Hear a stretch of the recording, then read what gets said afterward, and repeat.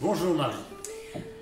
Philippe, je m'aperçois en discutant avec les gens qu'il y a des tas de personnes qui ont eu beaucoup de difficultés dans leurs apprentissages à l'école, beaucoup de problèmes, de désagréments dans leurs apprentissages. Donc j'aimerais que tu nous donnes quelques pistes et que tu nous expliques comment ça fonctionne, nos apprentissages en général. En général, oui. En général, parce qu'on pourrait croire que nos apprentissages en termes de savoir ou nos apprentissages psychologiques, en termes de savoir-être, fonctionnent d'une manière différente. C'est pas le cas. C'est pas le cas.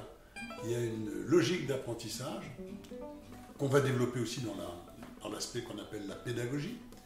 Et dans nos formations communes, Marie, tu sais que la PNL est très utilisée, en particulier dans les pays du nord de l'Europe, pour ses compétences en termes de pédagogie, donc de transmission, comment je fais savoir, comment je fais apprendre et comment j'améliore ma capacité à apprendre. Pour chacun d'entre nous, je pense qu'on a été, à un moment ou à un autre, le mot est un peu fort, mais traumatisé par certains apprentissages. Chaque fois que je discute gentiment avec des amis, ou avec toi, ou avec des gens qu'on rencontre, je m'aperçois qu'on a tous dans notre mémoire des apprentissages qui ont été difficiles. Le mien, un des apprentissages qui a été difficile, si je prends mon cas, la natation. Voilà, j'avais à Bar-le-Duc, merci à lui d'ailleurs, j'avais un prof de sport, et quand il a fallu sauter pour la première fois dans l'eau, je ne faisais pas partie de ces jeunes, de ces gamins qui avaient des parents qui leur avaient déjà appris à nager, donc ils sautaient, ils étaient tout contents, j'en crevais d'envie aussi comme eux. Mais j'avais besoin d'un peu plus de temps, donc j'étais là sur le bord, je traînais, avec au fond de moi une vraie envie de faire comme les copains, de sauter dans l'eau et de m'amuser. Et donc il y avait une part qui avait envie, mais il y avait une part qui avait très très peur. Alors effectivement, le fait d'avoir pris un grand coup de pied dans le derrière et d'avoir été immergé avec une violence terrible dans l'eau, avoir suffoqué et pensé que j'allais mourir, je pense que cette expérience-là, de cet apprentissage particulier, fait qu'aujourd'hui, on peut dire, allez, plus de 50 ans après, donc un demi-siècle après, je nage, je vais dans l'eau, je fais comme ça, quoi. On ne peut pas dire que l'eau soit un domaine dans lequel je me sens vraiment, vraiment bien, cet apprentissage ayant été catastrophique dès le départ, alors que j'avais envie, je voulais apprendre. Donc la pédagogie, la manière dont on transmet, c'est vraiment extrêmement important. Et les étapes sont toujours les mêmes. C'est ce que je voudrais aujourd'hui au moins. On ne pourra pas faire tout l'apprentissage, parce qu'il y a tellement de pistes sur l'apprentissage, intéressantes d'ailleurs, dans le rapport entre les parents et les enfants, entre les éducateurs aussi et les enfants, et puis aussi dans l'entreprise. L'apprentissage quand j'apprends un nouveau métier, au fond, chez les compagnons ou dans d'autres endroits, oui. L'apprentissage. Tu parles des éducateurs, moi je me souviens avoir vraiment eu plaisir à apprendre avec certains enseignants et beaucoup moins avec d'autres. Ouais. J'ai le souvenir aussi d'apprentissage que j'ai voulu faire avec du par cœur, et donc je n'ai aucun souvenir aujourd'hui. C'est l'avantage du par cœur. C'est l'avantage. C'est l'avantage du système d'apprentissage par le par cœur. Là, on est vraiment des champions dans notre pays, puisque au fond, on va gaver des enfants, même des jeunes universitaires, on va les gaver, des jeunes médecins, on va les gaver comme on gave des oies qu'on mange à Noël. Et plus ils sont capables de restituer en fin d'année sur quelque chose qui est de l'ordre d'une mémoire courte, plus ils en restituent, plus on va leur permettre d'aller loin et de les diplômer et de les reconnaître à vie, et non pas comme étant capables de démarrer quelque chose, mais comme si c'était la fin avec un diplôme qui va mettre fin à toute obligation, toute nécessité à se remettre en cause. C'est une façon de voir et de faire les choses. Ça fonctionne, on pourrait dire, plus ou moins bien. Il y a d'autres façons de s'approprier la connaissance par le plaisir, par l'appropriation, qui sont beaucoup plus puissantes et beaucoup plus profondes. C'est ce dont tu vas nous parler maintenant. Alors, les étapes d'apprentissage que je vous propose, elles sont de 4 étapes. Puis on verra qu'il y a une 5e posture, mais il y a 4 étapes. La première étape, c'est le moment où je suis inconsciemment incompétent. Je ne sais pas que je ne sais pas. Première étape. On va voir, je vous donnerai des tas d'exemples pour que vous puissiez vous repérer dans cette échelle d'apprentissage. C'est l'ignorance. Je ne sais pas que je ne sais pas. Et puis j'ai une discussion, et puis je regarde une émission à la télé, et puis il se passe quelque chose, et tout d'un coup, je fais un lien, et tout d'un coup, je me retrouve comme consciemment incompétent. La deuxième étape, ça veut dire que je sais que je ne sais pas. Alors si je prends, voilà, j'ai 12 ans, alors comme tous les gamins, je sais conduire, laisse-moi papa, laisse-moi conduire. Papa est gentil, il me met sur une petite allée, donc je suis inconsciemment incompétent. Je ne sais pas, je ne sais pas. Je crois que la vie est facile. Et puis, papa me laisse à un moment, il me laisse un tout petit peu le volant, et oh là là, au bout de 15 secondes, je fais une embardée, j'ai peur terrible. Et là, tout d'un coup, cette expérience va me passer de inconsciemment incompétent à consciemment incompétent. Je sais que je ne sais pas. Je ne sais pas conduire. Voilà. C'est la mise en conscience, c'est la première étape. Première étape, mise en conscience. Je prends conscience qu'il y a quelque chose que je ne sais pas, ou je ne sais pas faire, voilà. Ou quelque chose que je ne sais pas dire, ou je ne sais pas, ça peut être aussi dans la communication, mais là je prends conscience de quelque chose qui ne fonctionne pas. Je deviens consciemment incompétent. À la fin de cette deuxième étape, j'ai marqué objectif. Parce qu'au fond, je peux très bien me dire, bon, effectivement, je sais que je ne sais pas conduire. Mais je m'en moque, j'ai pas envie d'apprendre. Ça tombe bien. Donc, au fond, je peux très bien en rester là. Je peux faire le constat que je suis incompétent dans un domaine, puis me dire, bon, je suis incompétent. Ou je vais prendre la compétence ailleurs, ou je vais la chercher ailleurs. Je ne suis pas obligé de la développer. Mais si mon choix est de la développer, alors, je vais me fixer un objectif.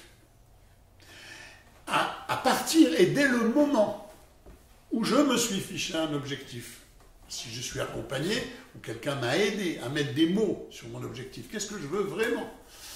Eh bien, à partir de ce moment-là, je vais rentrer dans un espace plus ou moins long, surtout si on est en psychologie, qui va être cet espace d'apprentissage, qui est l'espace où je vais être consciemment compétent. Ça veut dire que je suis en apprentissage, je sais, des fois, essai-erreur, des fois j'y arrive pas trop. C'est-à-dire que pour être compétent, ça va me demander de mettre beaucoup d'énergie, beaucoup de concentration pour réussir à être compétent. Je prends un autre exemple. On redémarre depuis en bas.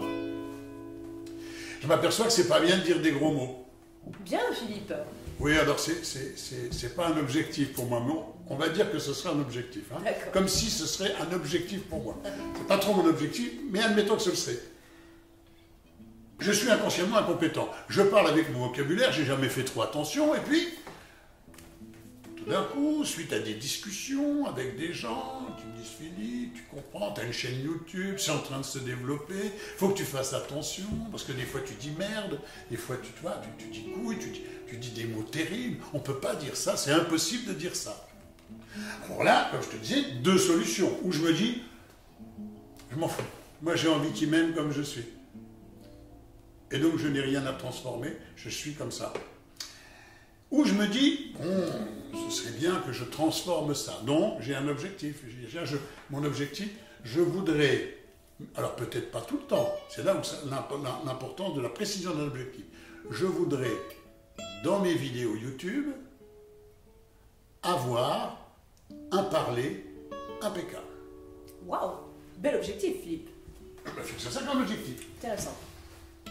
Donc là, je suis dans le consciemment incompétent, mais je me fixe un objectif. Dès la prochaine vidéo, celle qu'on est en train de faire, je démarre la vidéo. Mais là, ça me demande un effort particulier. C'est dans la zone essai-erreur. Et je commence, et tout d'un coup, je dis « Oh merde !» Et là, je dis « Ah, zut ! Je m'étais dit, je parle bien et je ne dis pas de gros mots, et là, je viens de dire un gros mot. C'est pas grave. Par contre, je viens d'en prendre conscience. Mais juste après le moment où je l'ai dit. Puis je continue avec toi, on termine, on avance dans la vidéo. Tout d'un coup, à un moment, j'ai une expression qui me vient et je la retiens juste avant. Juste avant. Avant de dire le gros mot, je me dis, non, comment je pourrais dire ça autrement? Ça va demander une concentration, un effort particulier. Je suis en apprentissage. Je suis dans cette période d'essai-erreur. Et puis, on termine la vidéo, et puis je te dis, tu sais Marie, je suis assez content de moi. Là, je peux être fier de moi, parce que j'avais un objectif. Normalement, si je m'étais lâché, sur ce que je viens de dire en 10 minutes, il y aurait eu au moins 10 gros mots. Et là, il n'y en a eu que 2. Au lieu de souligner ce qui ne marche pas, comme on fait beaucoup en éducation, oui, mais tu vois, là, t'as encore dit un gros mot. Là aussi, t'as dit un gros mot. On peut se faire ça soi-même aussi, tu pourrais te le dire aussi. Oui, oui. Enfin, les éducateurs, les parents, les entreprises savent très bien souligner. Tu vois. Donc, il faut que ce soit parfait dès le premier coup. Ça ne marche pas, ça n'existe pas. Moi, si j'accompagne quelqu'un, je dis, c'est super. Combien t'aurais dit de gros mots normalement? On dit au moins une dizaine. Et là, t'en as dit combien 2, je crois. 2. Alors, qu'est-ce qui s'est passé pour les autres? Ben, les autres, ils sont arrivés et j'ai réussi à les bloquer. Mais ça m'a demandé quand même d'être conscient. Hein. Donc là, c'est bien consciemment compétent. Il faut faire gaffe. Comme quand j'apprends à conduire et qu'il faut que je fasse gaffe de bien débrayer quand j'ai plus de vitesse, sinon je vais caler. Mais j'y arriverai pas non plus du premier coup. C'est une période où tu vas faire différentes expériences. C'est sûr. C'est énergivore, tu le dis. Hein? Oui. Cette mise en conscience permanente de est-ce que je suis dans mon objectif, est-ce que j'y suis pas, à quel moment j'y suis, à quel endroit je dois faire attention. Une des raisons pour lesquelles, quand on travaille en développement personnel, on ne multiplie pas les objectifs. Sinon, si l'objectif n'est pas accompagné par un professionnel qui en fait un objectif précis, il n'est pas question que je ne dise plus jamais de gros mots de ma vie. Et si mon objectif c'est je ne dis plus de gros mots, je ne vais pas y arriver. Oui.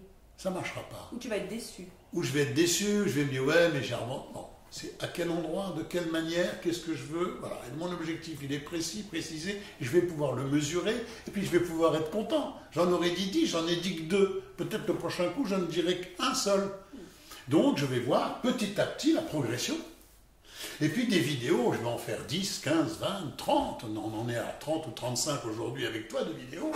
Et à un moment, l'apprentissage est intégré. Et là, ça devient beaucoup plus intéressant parce que notre machine cérébrale, elle est fantastique.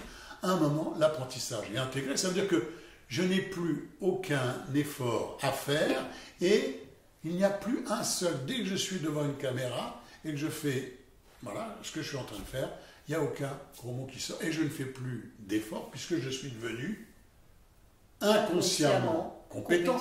Je ne sais plus que je sais. Donc, c'est l'acquisition d'une nouvelle compétence. Mais si on prend ce que je viens de t'expliquer là, avec cette période en fonction de l'apprentissage, cette période après l'objectif d'essai-erreur, qui peut être plus ou moins longue, ça dépend de ce que je veux apprendre. Mais si on prend ça et qu'on se dit, tiens, l'apprentissage pour la natation, l'apprentissage pour utiliser un rabot sur du bois, c'est le même apprentissage. Ou conduire. Ou conduire sa voiture. On a les mêmes étapes.